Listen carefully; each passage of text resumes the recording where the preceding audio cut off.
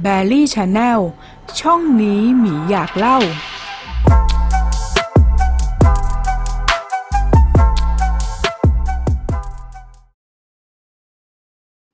วละครพฤติกรรมสถานที่หน่วยงานวิชาชีพและเหตุการณ์ต่างๆในซีรีส์เรื่องนี้เป็นเรื่องสมมุติที่สร้างขึ้นเพื่อความบันเทิงเท่านั้นมิได้มีเจตนาชี้นำหรือส่งเสริมการกระทำใดๆที่เกิดขึ้นในเรื่องโปรดใช้วิจารณญาณในการรับชมค่ะ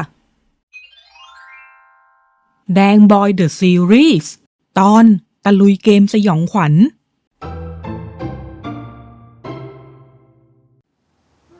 เช้าวันหยุดที่บ้านของบอย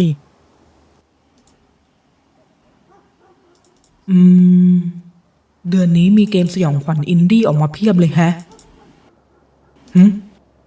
BR The Key to Madness กุญแจสู่ความบ้าคลั่งเหรอไหนดูสิผู้เล่นจะไปโผล่อยู่ที่ชั้นที่5ของโรงแรมปริศนาที่ก่อนหน้านี้มันเป็นเพียงโรงแรมธรรมดาทั่วไปจนกระทั่งเกิดการบิดเบี้ยวของมิติ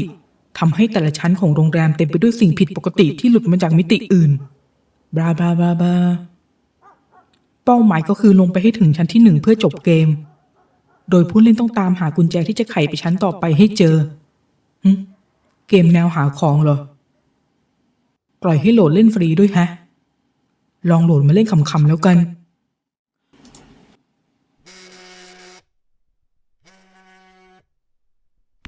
ว่าไงไอ้แดงโทรมาแต่เช้าเลยไม่ไปโว้ยวันหยุดก็ให้ข้าอยู่บ้านเล่นเกมบ้างเหอะแค่นี้นะไอ้นี่วันหยุดอยู่ไม่เคยติดบ้านเลยอ่ะโหลดเกมเสร็จพอดีภาพพื้นหลังนี่ก็คงเป็นฉากในโรงแรมที่ว่าสินะคงไม่ต้องปรับอะไรหรอกกดเข้าเกมเลยแล้วกันทำไรวะไอ้บอยเฮ้ยเล่นบ้าอะไรของเองเนี่ยอยู่ๆก็มาตะโกนใส่หูข้าแตกขึ้นมาจะทำไงวะก็โทษฐานที่เองตัดสายข้าทิ้งจนข้าต้องถอมาหาเองถึงที่บ้านนี่ไงเองนี่ก็ตื้อไม่เลิกจริงๆยังไงวันนี้ข้าก็จะอยู่บ้านเล่นเกมไม่ออกไปไหนทั้งนั้นแหละเนี่ยข้ากดเข้าเกมแล้วด้วยคงไปเที่ยวด้วยไม่ได้แล้วล่ะไม่เป็นไรข้ารอเองเล่นถึงจุดเซฟก่อนก็ได้เองนี่ตอนข้าพูดเรื่องเกมแล้วทำหูทวนลมตลอดแต่กับเรื่องจุดเซฟนี่จำแม่นจังเลยนะฮ่าฮ่าฮ่าก็เองชอบบอกว่ารอให้ถึงจุดเซฟก่อนบ่อยๆนี่หว่าขอต้อนรับเข้าสู่เกม BR The Key to Madness ตอนนี้คุณอยู่ที่โรงแรมปริศนาแห่งหนึ่งอีกสักครู่เราจะนำคุณไปที่ชั้น5ของโรงแรมถ้าอยากจบเกมต้องลงไปที่ถึงชั้นที่1โดยการหากุญแจที่จะไขไปสู่ชั้นถัดไปนะคะเอาล่ะขอให้โชคดีค่ะนี่มันที่ไหนกันวะแล้วมันเกิดอะไรขึ้นเนี่ย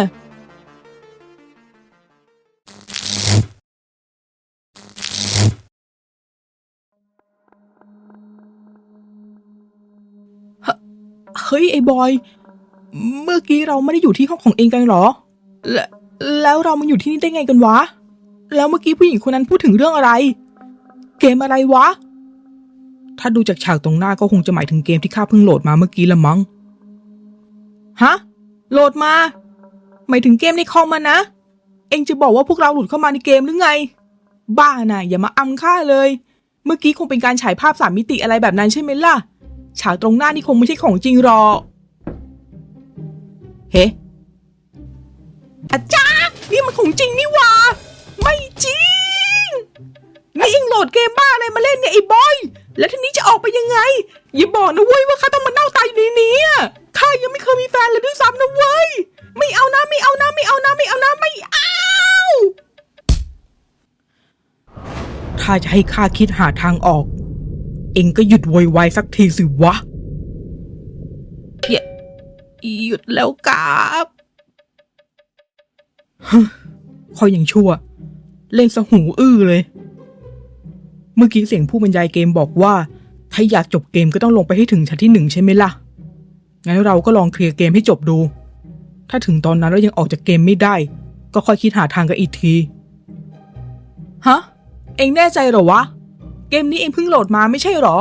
งั้นจะต้องไปเจอกับอะไรบ้างเองก็ยังไม่รู้เลยนะเว้ยแต่เท่าที่อ่านมามันก็เป็นเกมแนวหาของเฉยๆคงไม่ยากอะไรมากนักหรอกมั้ง แล้วอีกอย่างการที่จะยืนเฉยๆอยู่ตรงนี้ไม่ทำอะไรเลยก็ไม่รู้ว่าจะเกิดอะไรขึ้นเหมือนกันไม่ใช่หรือไงหรือว่าเองมีความคิดอื่นที่ดีกว่านี้ล่ะเฮ้ยถ้าเรื่องเกมไม่เชื่อไอ้คนบ้าเกมอย่างเองจะไปเชื่อใครละวะแค่หากุญแจใช่ไหมล่ะเอาก็เอาวะ10 นาทีต่อมาเจอกุญแจหรือยังวะไอ้บอยเจอข้าก็บอกเองแล้วดิว่าแต่ฝั่งเองประตูเปิดได้สักบานไหมไม่ได้เลยว่ะมันล็อกหมดเลยคงต้องหากุญแจมาไขเท่านั้นแหละแต่มีประตูตั้ง5 บาน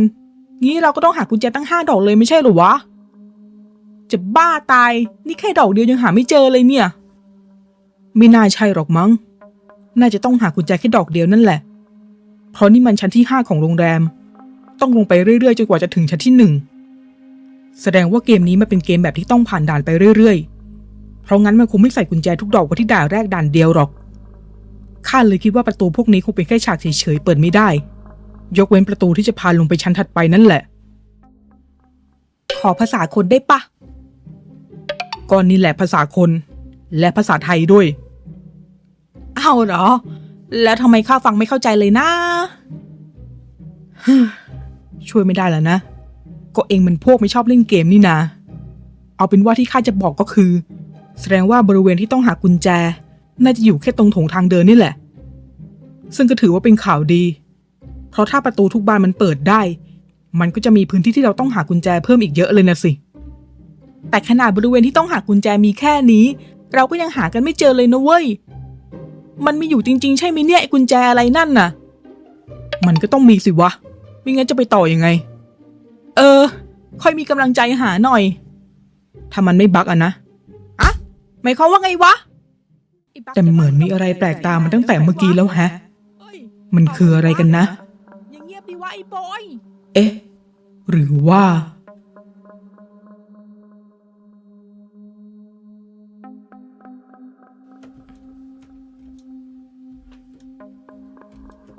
เจอแล้วกุญแจเฮ้ยเจอแล้วเหรอเอ็งรู้ได้ไงว่ามันอยู่ในโคมไฟอะก็ข้ารู้สึกว่าความสว่างในฉากมันแปลกๆมาสักพักแล้วพอลองมองดูดีๆก็เห็นว่ามีโคมไฟดวงหนึ่งที่แสงสว่างมันสว่างน้อยกว่าดวงอื่นนิดหน่อยข้าก็เลยลองไปหาดูน่ะอ๋อสรุปก็แค่เกมหาของจริงๆสินะฮ่าคอยยังชั่วข้าก็บอกเองแล้วเองในชอบโวยวายไปก่อนทุกทีนั่นแหละไอ้แมวขี้กลัวเอ้ยอะไรเล่าใครบอกว่าข้ากลัวแค่ตกใจหรอกใครจะไปทำหน้านิ่งไร้ความรู้สึกแบบเองได้ตลอดเล่าก็อยากจะบอกไอ้แดงว่ามันจะง่ายแบบนี้ทุกด่านเลยนะแต่ก็จะเป็นการโกหกมันซับเปล่าเพราะปกติเกมด่านแรกๆมันก็จะง่ายแบบนี้แหละก็หวังแค่ว่าด่านสุดท้ายมันจะไม่ยากเกินไปแล้วกันเพราะยังไงก็ต้องพาไอ้แดงออกไปจากเกมนี้ให้ได้แต่ถ้าแค่หาของง่ายๆแบบนี้ข้าก็คงจะพอช่วยอะไรได้บ้างแหละนะเดี๋ยวด่านต่อไปข้าจะหากุญแจให้เจอก่อนเองให้ได้เลยรู้สึกเองจะเกาะแกะข้าเป็นพิเศษนะวันเนี้ยกลัวดิเปล่าซะหน่อยเว้ยข้าก็กอดคอเองตามปกติปะวะเอาเหรอตามปกติเหรองั้นกอดต่อดิปล่อยทำไมล่ะไม่กอดแล้วเว้ยวันนี้เองก็กวนข้าเป็นพิเศษเหมือนกันนั่นแหละกินไอ้คิวเป็นอาหารเช้าหรือไงวะข้าก็กวนของข้าแบบนี้ปกติปะวะว่าแต่ขนาดตัวไม่อยู่เองก็ยังพูดถึงมันเลยนะไอคิวรู้มันคงดีใจอะชิวฮะก็ในกลุ่มคนที่กวนข้าบ่อยสุดก็คือมันนี่หว่าพูดแล้วก็ยิ่งหงุดหงิดพอไปหาประตูบานที่ต้องใช้กุญแจนั้นไขได้แล้วจะได้ไปด่านถัดไปสักทีครับแต่ไม่เห็นต้องหาเลยนี่กุญแจดอกนี้มันสีเหลืองก็คงต้องเป็นประตูสีเหลืองนั่นแหละไม่งั้นจะทำประตูให้มีคนละสีทำไมอ๋ออย่างนี้นี่เองงั้นจะรออะไรล่ะรีบไขดิครับเจ้านาย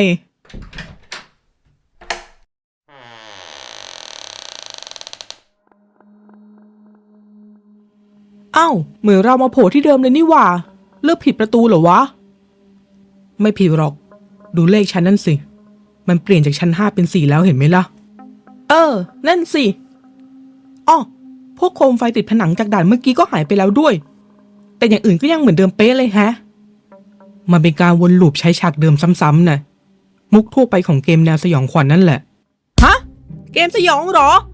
ในเองบอกว่าแค่เกมหาของไงสวยละหลุดปากแฮะข้ายังไม่ได้บอกเราว่ามันเป็นเกมแนวสยองขวัญน่ะแต่หลักๆมันก็เน้นที่หากุญแจนี่หว่าสุดท้ายมันก็คือเกมหาของอยู่ดีไม่ใช่หรือไงแผลสีข้างถลอกแล้วโว้ยโถ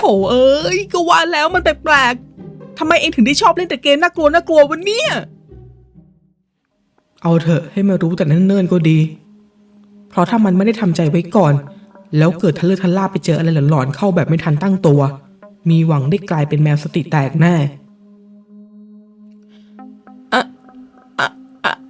ไอ้บอยมีอะไรอีกเหรอวะ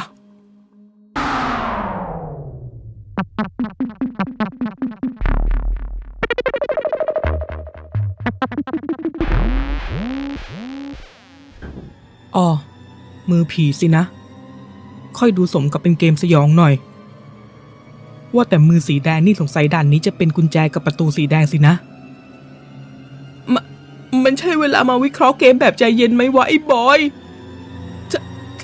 ทั้งที่ข้าน่ะกลัวจะตายอยู่แล้ว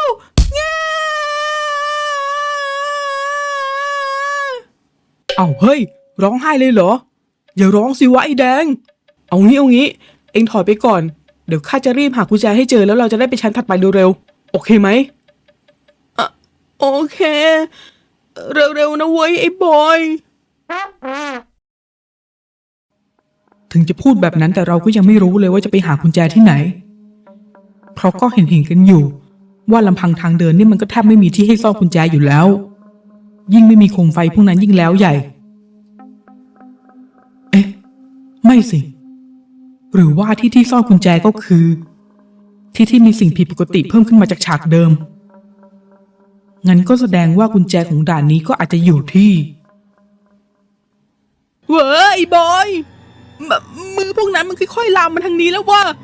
แถมด้านหลังข้าก็เริ่มมีมือโผล่ขึ้นมาแล้วด้วยข้าถอยมากกว่านี้ไม่ได้แล้วทำไงดีวะไอ้แดงเองใจเย็นๆก่อนพยายามอยู่เฉยๆอย่าเพิ่งขยับแบบนี้ก็ยิ่งชัดเลยว่ากุญแจน่าจะซ่อนอยู่ในมือพวกนั้นพอยิ่งเวลาผ่านไปจำนวนมือมันก็จะยิ่งเพิ่มขึ้นการหากุญแจก็จะยิ่งยากขึ้นทำไมมีแต่ตรงประตูสีแดงที่ไม่มีมือพวกนั้นล่ะหรือว่าไอ้แดงดูเหมือนว่าตรงประตูสีแดงนั่นจะเป็นบริเวณปลอดภัยนะเอ็งค่อยๆเดินมาได้ไหมข้าก็อยากเดินไปนะแต่ขาข้ามันขยับไม่ได้มาตั้งแต่เมื่อกี้แล้วอะกลัวจนขาแข็งเลยสินะเอาเถอะเจอขนาดนี้ไอ้แดงมันไม่เป็นลมก็ถือว่าเก่งมากแล้วล่ะไม่เป็นไรถ้ากลัวก็ไม่ต้องมองหลับตาไว้เดี๋ยวข้าไปหาเองโอเคข้ามาแล้วไม่ต้องตกใจนะนี่มือข้าเองเอาฮู้ดคลุมหัวไว้ซะก้มหน้าหลับตาไว้แบบนั้นแหละเดี๋ยวข้าจะพาไปที่ประตูสีแดงเอง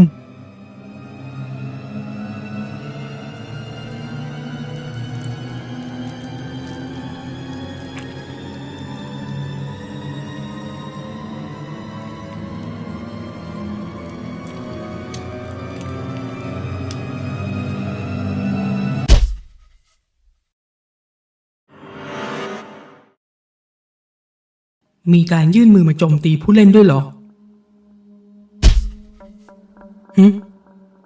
จัดการได้ง่ายมากเลยนี่หว่าให้ความรู้สึกเหมือนบีบยางนุ่มๆเลยแถมการเคลื่อนไหวก็ช้ามากหรือจุดประสงค์ไม่ใช่เพื่อโจมตีที่บาดเจ็บนั่นมันลืมตาได้แล้วไอ้แดงอ้าวมือพวกนั้นมันหายไปไหนหมดอ่ะ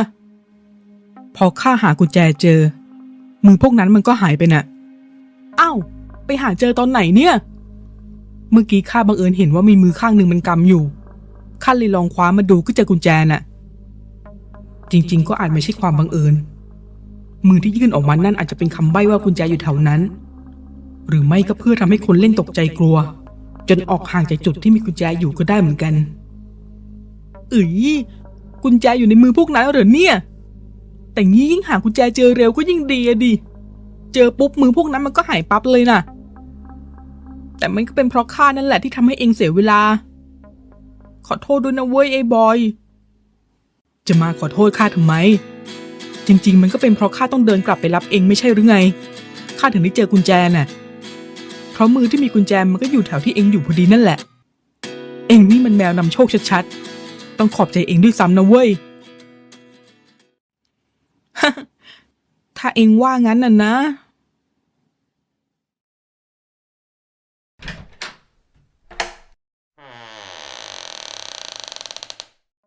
ถึงชั้นที่3แล้วฮ่าข้อยังชั่ว ฉากเหมือนเดิมไม่มีอะไรเพิ่มขึ้นมาเลยสินะ เอาเถอะ คงต้องเดินเข้าไปก่อนมันถึงจะเริ่มมีอะไรโผล่ออกมาน่ะ เหมือนด่านที่แล้วไงปะไอ้แดง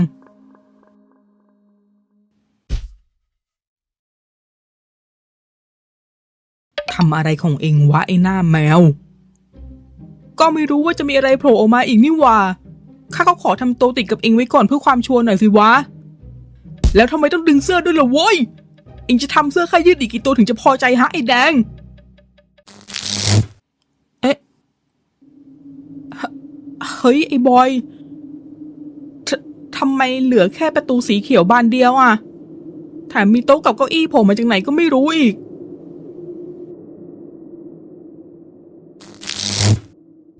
ชั้นนี้กุญแจจะถูกเปลี่ยนรูปร่างให้เป็นจานใส่อาหาร ผู้เล่นต้องทานอาหารที่ปรากฏขึ้นมาบนโต๊ะทีละจาน โดยจานทั่วไปเมื่อทานอาหารหมดมันก็จะหายไป แต่ถ้าเป็นจานที่เป็นกุญแจ เมื่อผู้เล่นทานอาหารหมด จานใบนั้นก็จะเปลี่ยนเป็นกุญแจทันที และเนื่องจากเกมนี้เป็นเกมสำหรับผู้เล่นคนเดียว กรุณาเลือกผู้เล่นที่จะมาท้าทายด่านนี้ด้วยนะคะ เฮ้ย ถ้าเรื่องกินนี่ข้าถนัดเลยให้ข้าเล่นนะไอ้บอย เรื่องกินละกระตือรือร้นขึ้นมาทันทีเลยนะ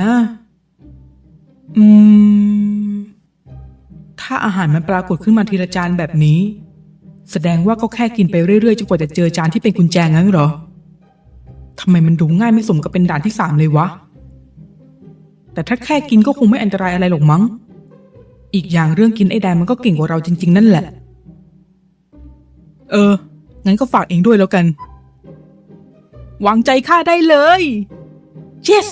ในที่สุดก็ไม่ได้เป็นแค่ตัวถ่วงของไอ้บอยแล้วโว้วอยู่ๆของกินก็โผล่ขึ้นมาตรงหน้าเลย ของจริงเหรอเนี่ย ดูน่าอร่อยด้วยแฮะ เมื่อผู้เล่นพร้อมแล้ว ก็ขอเชิญไปพบกับ ปีศาจจอมเขมือบที่จะโผล่มาแย่งทานอาหารนั่นเองค่ะ โดยระบบจะสุ่มลำดับการเกิดของจานที่เป็นกุญแจ ซึ่งถ้าปีศาจจอมเขมือบไปถึงจานที่เป็นกุญแจก่อน ผู้เล่นก็จะต้องเริ่มทานใหม่ตั้งแต่ต้นจนกว่าจะเจอกุญแจนะคะ โดยถ้าผู้เล่นทานต่อไม่ไหวอยากหยุดเกมแล้วก็สามารถพูดคำว่ายอมแพ้ ระบบก็จะส่งผู้เล่นกลับไปยังชั้นที่5ของโรงแรมเพื่อเริ่มเกมใหม่นะคะ เอาล่ะขอให้โชคดีค่ะแต่ต้องกลับไปเจอไอ้มือผีพวกนั้นอีกนั่นเหรอไม่เอาในที่สุดก็เจอกุญแจแล้วพยายามได้ดีมากไอ้แดง ถึงชั้น2สักทีฉากมันกลับมาเป็นเหมือนเดิมแล้วนี่นะนี่มันก็ด่านที่4แล้ว ความยากก็น่าจะเพิ่มขึ้นไปอีก เพราะงั้นอย่าประมาทนะไอ้แดงข้าไม่มีทางประมาทในเกมสยองขวัญแบบนี้อยู่แล้ว นี่เองเห็นเสื้อข้าเป็นสายจูงไปแล้วสินะเอ๊ะไงมีหมอกมาอยู่ในทางเดินโรงแรมได้เนี่ย ก็นี่มันเกมอะไรก็เกิดขึ้นได้ทั้งนั้นแหละมาแล้วสินะสิ่งผิดปกติของด่านนี้งั้นกุญแจก็น่าจะซ่อนอยู่ในหมอกพวกนั้นนั่นแหละแต่หมอกหนาจนมองไม่เห็นพื้นเลยฮะจะมีอะไรซ่อนอยู่ใต้นั้นหรือเปล่าให้ไอ้แดงรออยู่ตรงนี้แล้วเราเข้าไปหาเองคนเดียวจะปลอดภัยกว่าไหมนะข้าไม่ปล่อยให้เองเข้าไปหากุญแจในหมอกนั้นคนเดียวหรอกนะมาด้วยกันก็ต้องไปด้วยกันสิวะ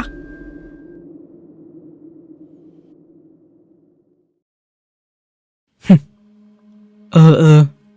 ดูจากที่หมอกมันลอยต่ำแบบนี้กุญแจก็น่าจะซ่อนอยู่ตามพื้นนั่นแหละถ้าอยากเข้าไปหาด้วยกันก็อย่าออกห่างจากข้าเด็ดขาดเข้าใจไหมเข้าใจแล้วงั้นแข่งกันหากุญแจใครแพ้เลี้ยงขนมนะเย้เจอกุญแจแล้วคราวนี้สีฟ้าล่ะข้าชนะแล้วฮ่าฮ่าฮ่าฮ่าเองเก่งรู้สึกอะไรที่ต้องอาศัยดวงนี่จะเข้าทางเองจริงๆไปต่อกันเถอะไอ้แดงระวัง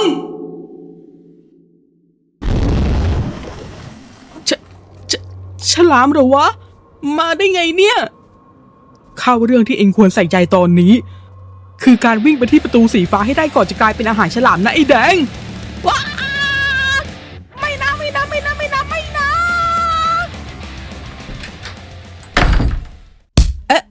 เอ้าทำไมด่านสุดท้ายมันข่าวโพลนแบบนี้ล่ะหรือเราเคลียร์เกมได้แล้วไม่แน่ใจเหมือนกันวะแต่ประตูสุดท้ายมันสีขาวด่านนี้มันก็คงเป็นงี้อยู่แล้วละมั้งเราไปหากุญแจดูก่อนแล้วกันไม่เจออะไรเลยเดินไปไม่เท่าไรก็ติดเหมือนมีกำแพงล่องหนอยู่แม้แต่ประตูที่เราเพิ่งเข้ามาก็หายไปแล้วด้วยทำไมเป็นงี้อะวะหรือว่าจริงๆแล้วด่านนี้มันยังสร้างไม่เสร็จฮะมีงี้ด้วยเหรอวะแล้วเราจะทำยังไงต่อไปดีล่ะ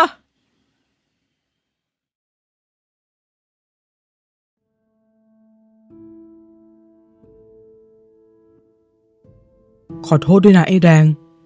ที่ทำให้เองต้องมาซวยไปด้วยนะไม่เป็นไรหรอกเองก็ไม่ได้ตั้งใจให้มันเกิดเรื่องแบบนี้ขึ้นมาซะหน่อยนี่หว่าเอาเถอะอย่างน้อยก็คงดีกว่าปล่อยให้เองมาติดอยู่ที่นี่คนเดียวโดยที่ข้าไม่รู้ว่าเองหายไปไหนและช่วยอะไรเองไม่ได้แล้วนะเองก็เป็นซะแบบนี้ข้าเลยยิ่งรู้สึกผิดเข้าไปใหญ่เลยขอโทษที่ต้องขัดจังหวะนะครับ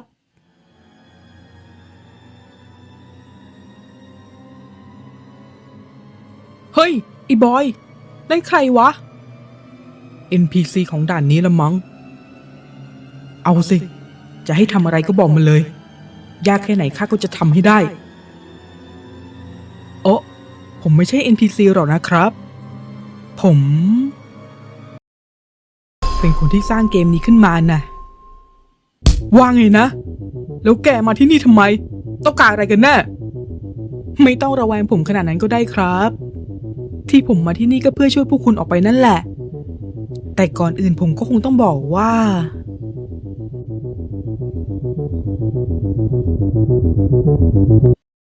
ขอโทษด้วยนะครับ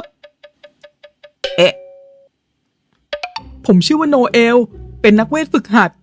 คือวันนี้นะผมฝึกไล่เวทเปิดประตูมิติในห้องของตัวเองแต่สุดท้ายก็คุมขนาดของประตูมิติไม่ได้มันเลยดูดข้าวของในห้องของผมเข้ามาที่มิตินี้หลายอย่างเลยรวมถึงเกมนี้ด้วยนะครับขอโทษด้วยนะครับคุณบอยคุณแดงโอ๊ยพูดเร็วไปเลยกัดลิ้นตัวเองเลยนะครับจะไหวไหมเนี่ยไอ้หมอนี่เอาเถอะต่อให้ข้าเชื่อเรื่องที่เองพูดมาทั้งหมดข้าก็ยังไม่ไว้ใจเองอยู่ดีเพราะดูจากที่เองรู้จักชื่อของพวกข้าก็แสดงว่าเองน่าจะได้ยินว่าพวกข้าพูดอะไรในเกมบ้างแล้วทำไมป่านนี้เองถึงเพิ่งจะมาช่วยจริงๆแล้วเองน่ะมีแผนการอะไรอยู่กันแน่ไม่มีครับคือเกมพวกนี้มันมีเงื่อนไขกำกับไว้ว่าถ้ายังมีคนเล่นอยู่คนอื่นจะเข้าไปแทรกแซงไม่ได้นะครับที่ตอนนี้ผมเข้ามาได้ก็เพราะด่านสุดท้ายนี้ผมยังสร้างไม่เสร็จผมเลยเข้ามาได้ในฐานะผู้สร้างนะครับฮะงั้นเกมบ้านเองนี่เข้าเล่นทีต้องเคลียร์ให้จบถึงจะออกจากเกมได้หรอวะมันจะโหดไปไหมเกิดบาดเจ็บหรือมีธุระด่วนต้องออกจากเกมจะทำยังไงเรื่องนั้นไม่มีปัญหาครับแค่พูดคำว่า leave 3 ครั้งก็ออกจากเกมได้แล้วเป็นคำสั่งพื้นฐานของเกมทุกเกมนะครับแต่ถ้าอยากใช้คำอื่นก็สามารถเข้าไปเปลี่ยนในเมนูออปชันได้นะครับแบบบางคนก็ชอบใช้ชื่อแฟร์หรือสัตว์เลี้ยงแสนรักอะไรอย่างนี้นะครับผิดเองที่ไม่เข้าไปเช็คในออปชันก่อนไม่งั้นก็คงจะได้ผ่านตาหรือเอะใจอะไรบ้างน่าหงุดหงิดตัวเองจริงๆ อ้อแล้วเรื่องบาดเจ็บก็ไม่ต้องห่วงครับ พวกเกมเวทเหล่านี้จะถูกกำกับด้วยเวทเงื่อนไขเพื่อความปลอดภัยของผู้เล่นอยู่แล้วนะครับ อย่างเกมนี้ของผมก็มีเงื่อนไขว่า อาการบาดเจ็บและสถานะต่างๆที่เกิดขึ้นระหว่างการเล่น จะหายไปทันทีเมื่อผู้เล่นเดินผ่านประตูไปยังด่านต่อไปนะครับ อย่างเช่นตอนที่คุณแดงทานอาหารในด่านที่3จนท้องแน่น แต่พอเดินเข้าประตูไปด่านที่4ท้องก็โล่งขึ้นมาเหมือนไม่ได้กินอะไรเลยใช่ไหมล่ะครับนั่นสิตอนนั้นมัวแต่ตื่นเต้นจนลืมสังเกตไปเลยเพราะถ้าท้องยังแน่นอยู่คงจะวิ่งหนีฉลามไม่ไหวแน่ๆมีอ้วกแน่นอนอ่ะนั่นแหละครับนอกจากนี้ตามกฎหมายการใช้เวทมนต์เพื่อสื่อบันเทิงยังกำหนดว่า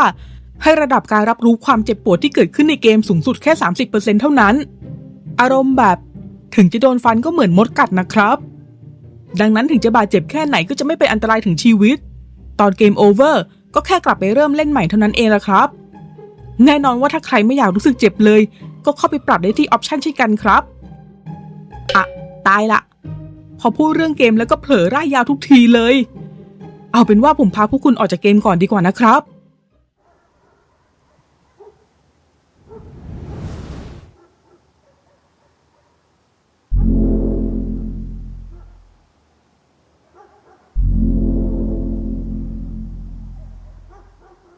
เย้ออกมาได้แล้วจริงๆด้วยดีใจจนน้ำตาจะไหลเลยโว้ยเอ็งนี่กลัวก็ร้องไห้ดีใจก็ร้องไห้เนาะเพื่อเป็นการขอโทษผมขอมอบกำไลเวทวงนี้ไว้ให้นะครับเผื่อต่อไปอยากให้ผมช่วยอะไรก็ให้เรียกชื่อผมตอนที่สัมผัสกำไลวงนี้ก็จะสามารถติดต่อผมได้โดยตรงเลยครับอ้อมันสามารถแยกเป็น2วงได้ด้วยเผื่ออยากใส่คู่กันแบบกำไลคู่รักไงครับคือผมน่ะเห็นเหตุการณ์ทั้งหมดในเกมแล้วล่ะครับรักกันมากจนน่าอิจฉาเลยนะครับเนี่ยโอ้ผมต้องรีบไปทำธุระต่อแล้วงั้นขอตัวก่อนนะครับเดี๋ยวสิเฮ้ยกลับมาฟังกันก่อนพวกข้าไม่ใช่แฟนกันโว้ยน่าจะไม่ได้ยินแล้วล่ะถ้าเพื่อนๆชอบคลิปนี้ก็อย่าลืมกดไลค์กดแชร์หรือคอมเมนต์เป็นกำลังใจให้แบรี่ด้วยนะคะหรือถ้าใครอยากสนับสนุนกันโดยตรงก็สามารถกดสมัครสมาชิกหรือโดเนทให้แบรี่ที่ปุ่มขอบคุณหรือ Super Thanks ตรงใต้คลิปนี้ได้เลยนะคะพบกันใหม่คลิปหน้าสวัสดีค่ะ